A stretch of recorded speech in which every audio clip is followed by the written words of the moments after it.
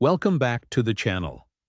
Today we're uncovering the dirty and shocking assassination of Orlando Letelier, a former Chilean diplomat and outspoken critic of dictator Augusto Pinochet. Letelier was killed not in Chile, but in Washington, D.C. in 1976, just blocks from the White House. His murder wasn't just an international scandal. It was a state-sponsored political assassination carried out on U.S. soil, orchestrated by Chile's secret police with suspected cooperation from other intelligence networks. Let's break down what happened and why it still matters today. Who was Orlando Letelier? Orlando Letelier was a prominent Chilean economist and diplomat who served as ambassador to the U.S. and later as foreign and defense minister under President Salvador Allende. When Allende was overthrown in a 1973 military coup backed by the U.S., Letelier was arrested, tortured, and eventually exiled. From his base in Washington, D.C., he became one of the most vocal critics of Pinochet's regime, exposing human rights abuses and lobbying against U.S. support for Chile's dictatorship.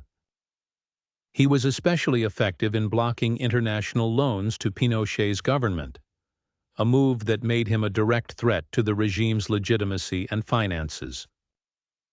The assassination, September 21, 1976. On a quiet morning in Washington, Letelier was driving to work with his colleague Ronnie Moffett and her husband when a car bomb exploded beneath his vehicle. The explosion instantly killed Letelier and Moffett, leaving her husband seriously injured. It was one of the boldest political murders ever carried out on U.S. soil. Investigators quickly determined that the attack had been orchestrated by Chile's secret police, DNA, under the leadership of Manuel Contreras, with help from anti-Castro Cuban exiles. The role of Operation Condor. Letelier's assassination was part of a broader campaign called Operation Condor, a transnational effort by South American dictatorships with tacit U.S. knowledge to eliminate political opponents across borders. It involved assassinations, torture, and disappearances across Latin America and beyond. Letelier's killing became the clearest example of how far these regimes would go, and how international cooperation fueled political violence. Why it's considered dirty. State-sponsored assassination on foreign soil, a clear violation of international law. Targeted a peaceful dissident simply for speaking out. Possible negligence or complicity by U.S. intelligence, which had ongoing relationships with Latin American dictatorships.